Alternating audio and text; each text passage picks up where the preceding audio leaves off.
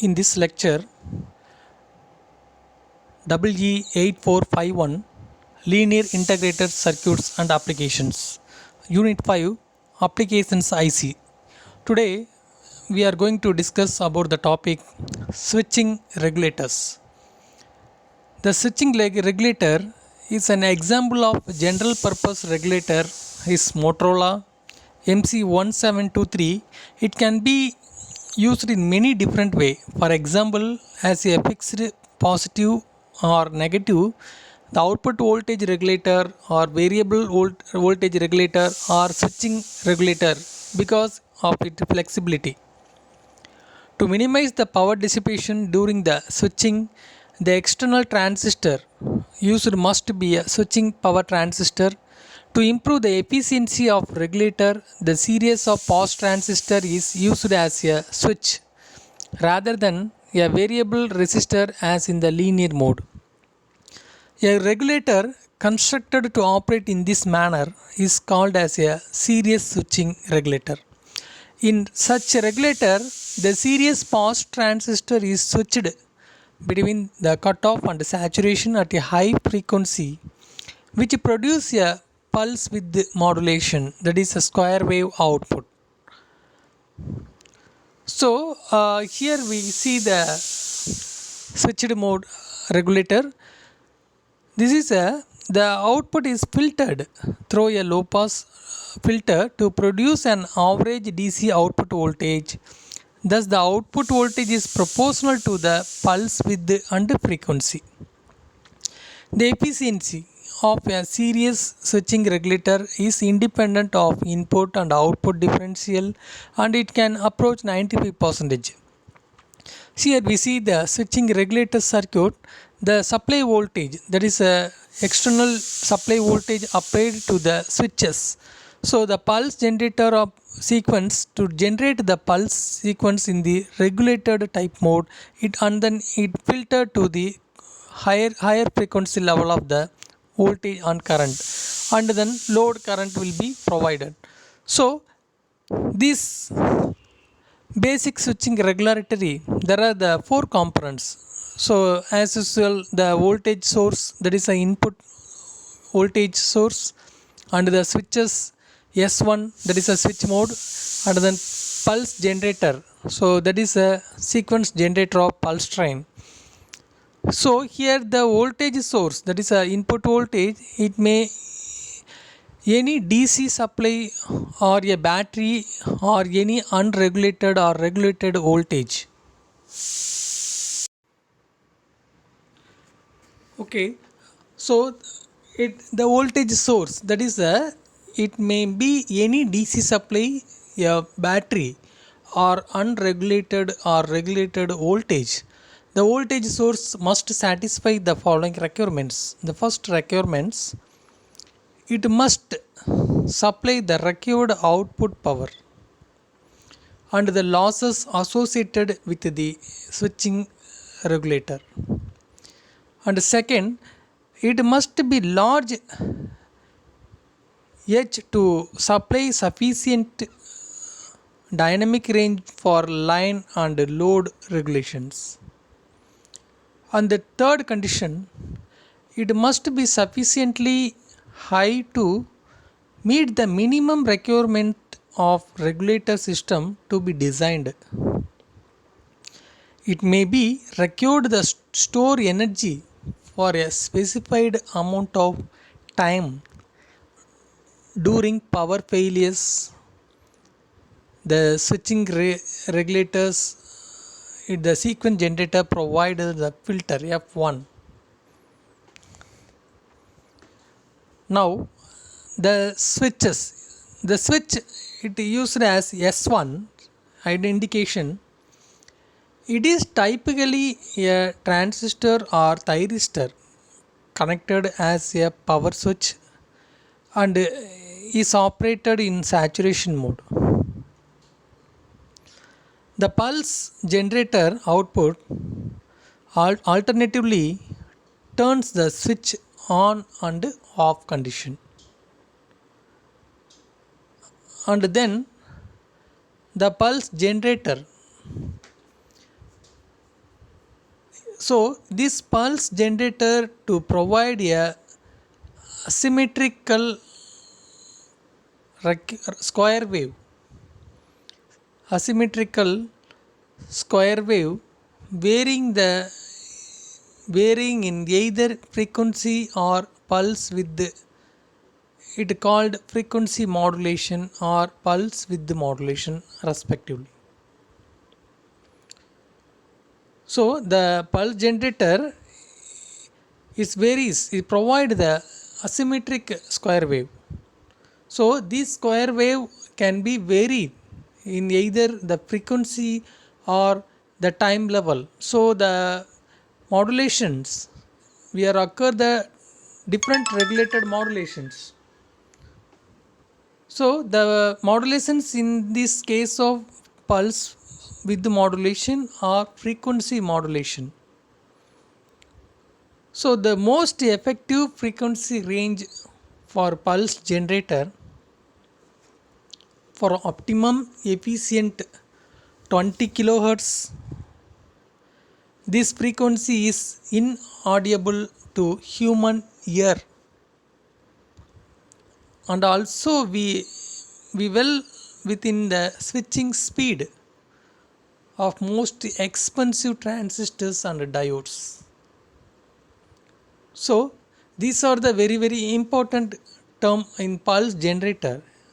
So the pulse generator to provide the symmetric square wave, it varying either the frequency or pulse. So in this case of modulation is called as a pulse width modulation. So the effective frequency range for this pulse generator for optimum efficiency of 20 kilohertz.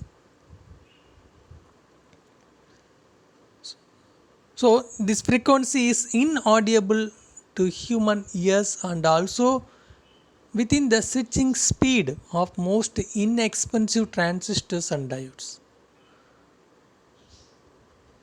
So the switches, it is connected as a power and it operated in a saturation mode.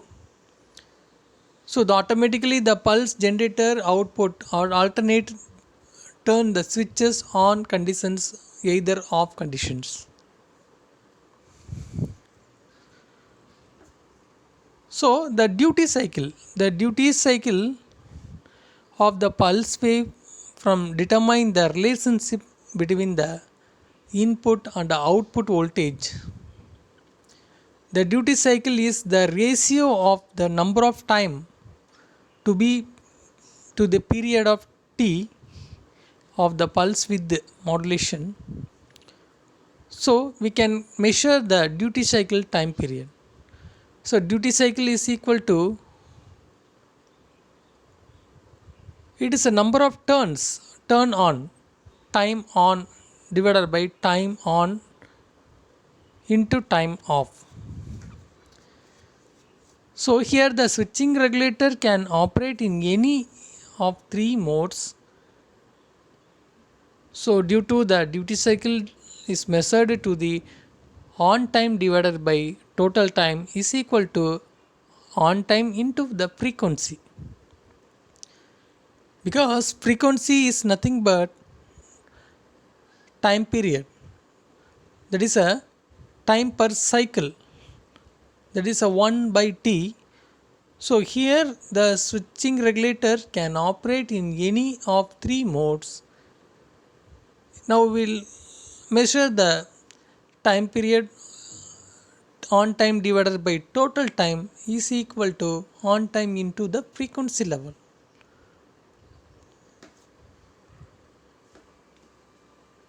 Now here the on time t on is nothing but the on time of pulse waveform, and t off is the off time of the pulse waveform. So the time period of the switching regulator in individual sequence, so the total time period or the individual time period is equal to on time plus off time. So the on time plus off time is equivalent to 1 divided by frequency, that is called a time period 1 divided by f. So typically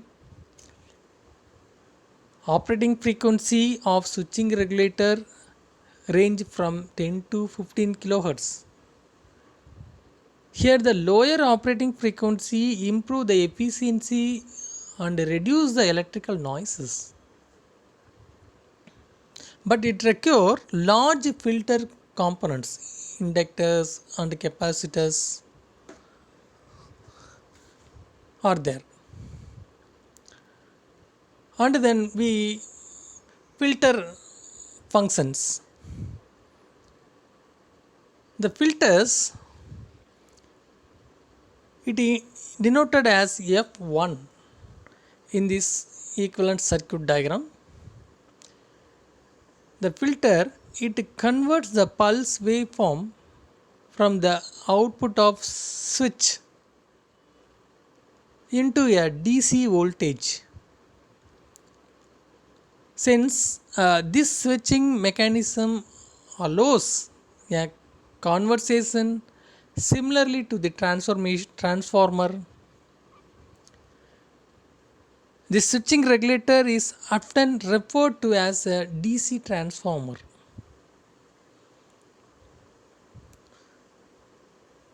Then the output voltage V out of the switching regulator is a function of duty cycle and the input voltage.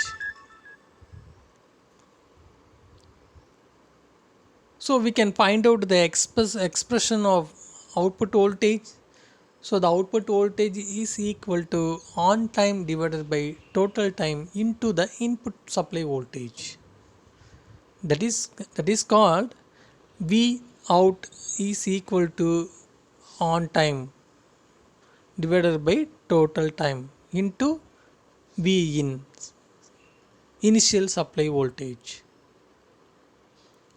Now the equations. The equation is indicate that if the time period T is constant but the output voltage is directly proportional to on time, the on time for given value of the input. So this method of changing the output voltage by varying the on time is referred to as a pulse width modulation. Here the pulse generator acting is a very important role on the changing the output voltage by varying the total time, that is at on time or off time. It is known as pulse width modulation. So the modulation of the input voltage due to the switching activity and also the filter coefficiency. Similarly, if the total time or time period on time is held constant, the output voltage V0 is inversely proportional to the period of T or directly proportional to the frequency of pulse waveform. This method of varying the output voltage is referred to as a frequency modulation. So they step down and step up and polarity inverting. So there are the three category. This is a method of, there is a three category of method of varying the output voltage. It is a frequency modulation.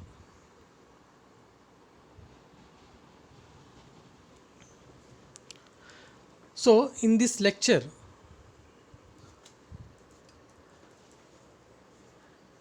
we have to discuss the switching regulator in the general purpose of regulating power supplies. Thank you for watching this video.